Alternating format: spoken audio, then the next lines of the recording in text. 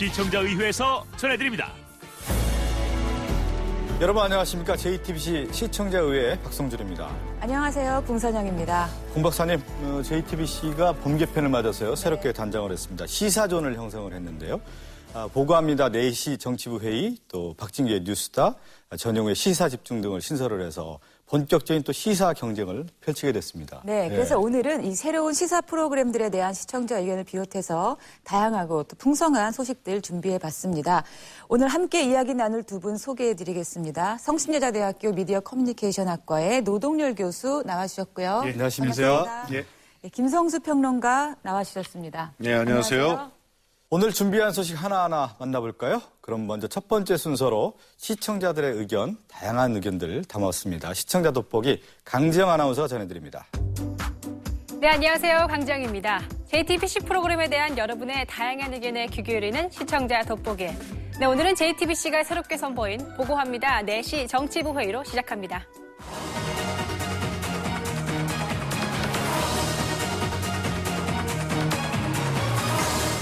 정치부 오후 회의를 생방송으로 공개한다. 보고합니다. 4시 정치부 회의. 평일 오후 4시에 시작되는 정치부 기자들의 뜨거운 대화가 많은 관심을 받고 있는데요. 오늘은 월요일이죠. 오늘은 지난 주말 무슨 일이 있었는지 취재 현장 점검 먼저 시작합시다. 안철수 대표 지도부가 뭔가 이제 전략 공천을 통해서 본인이 원하는 사람, 지금 사실상 윤장현 후보가 안철수 대표 측 인사로 분류가 되고 있지 않습니까? 윤장현 후보를 심기 위한 어떤 모종의 의도 아니냐 이런 식으로 좀. 보고합니다. 4시 정치부 회의에 전해진 다양한 의견들 지금부터 여러분께 보고합니다. 이 기자 삼국지 한번 신삼국지 후삼국지 해서 전삼국지 좋은데 삼국지로 할 경우에는 맞는 것도 있지만은 틀리는 것도 있을 거예요. 그러니까 그러나 그렇게 딱 대비하지는 말고 그렇다 하더라도 야권의 지형이 지금 권력 지형이 많이 지금 꿈틀대고 많이 바뀌어가고 있는 건 또 사실이고 이 세 사람이 70대 남성 시청자께서는 JTBC는 다른 종편에 비해 시사 토론 프로그램이 적어 아쉬웠는데 정치부 회의가 새롭게 편성돼 기쁩니다. 기자들이 알기 쉽게 설명해주는 점이 참 신선했고 명쾌한 설명 덕에 속이 시원해졌습니다라는 의견을 전해주셨고요. 하나 준비를 하도록 합시다. 제가 아까 철수 정치 해가지고 약간 감정이 상하신 것 같은데. 근데 그런 건 아니에요. 그 안철수 대표의 좀 측의 얘기를 좀 전하면은 그런 얘기도 있어요. 문재인 의원 예전에 대선 출마했을 때 공약집 있잖아요. 그 공약집 펼치면은 거기 분명히 적시가 돼 있어요. 기초 공천 폐지하겠다 약속했어요. 근데 이제 와서 좀 애매모호하게 친노 진영에서 대표적인 목소리를 안 내면서 마치 안철수 의원한테 모든 걸 떠미는 듯한 지금 언행을 보이고 있거든요. 근데 전 적극 동의합니다. 문재인 의원이 최근에 당원의 의사를 물어야 이 문제와 관련해서 이렇게 말을 했거든요.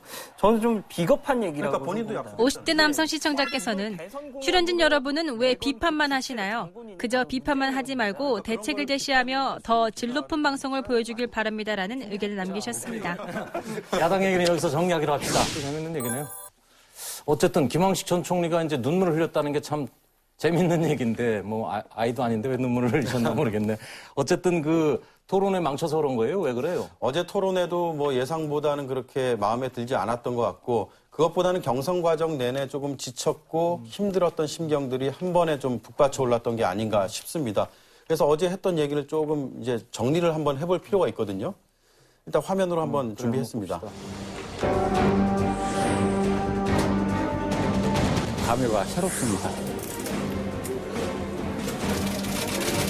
여러분들 제 뜻대로 되는 것만이 아닌 것이 이 세상인 것 같기는 합니다만. 왜 갑자기 친이명박계 사람들을 만나서 눈물을 흘려요? 그러니까 저도 참 의아했고 어제 일정 자체가 처음에 기자들한테 이게 전 정부의 인사들과 저녁 식사를 한다라고 이제 공지가 처음 됐다가 저희가 또 기자들이 현장에 가서 그러면 하겠습니다 그랬더니 개인적인 일정이니까 오지 말라고 했다가 또 현장에 가니까 또 저렇게 울컥하는 모습도 보이면서 멘트를 했단 말이에요. 그래서 저는 일단은 박근혜 대통령의 박심이 있는지 없는지 여부와는 좀 무관하게 박심에 대한 좀 서운함이 있지 않았을까. 거기에 대한 울컥함이 있지 않았을까 생각합니다. 박심을 기대했다는 것 자체도 그리고 30대 남성 시청자께서는 오대영 기자에게는 사람의 마음을 읽는 능력이 있는 건가요? 김황식 총리가 눈물을 흘린 것에 대해 이렇다 저렇다 이야기하는 것은 전부 추측성 발언 아닙니까? 라는 의견을 전하셨습니다. 얘기했으면 모르겠으되 그렇진 않습니다. 실제 고부의 육회 통쾌 시월드 이야기, 고부 스캔들. 한번 너도 빨리 와. 네. 얘는 찌개 있는데 무슨 또 국까지. 지난 55회 방송에서는 굴사남 고부가 함께 준비한 아침상을 둘러싼 한판 소동이 공개됐는데요. 맞아요. 우리는 아이 빨리 먹어 좋아하잖아. 찌개랑. 돌아가신 우리 아버지가 참으로 좋아하시던 거지. 진짜 나 못 끓여줘서 제 거를 훨씬 좋아하실 건데. 아버지가 제첩국은 엄마보다 더 좋아하셨어. 나는 먹어봤어야 먹지 그거를. 내 아빠는 부산에 살으니까.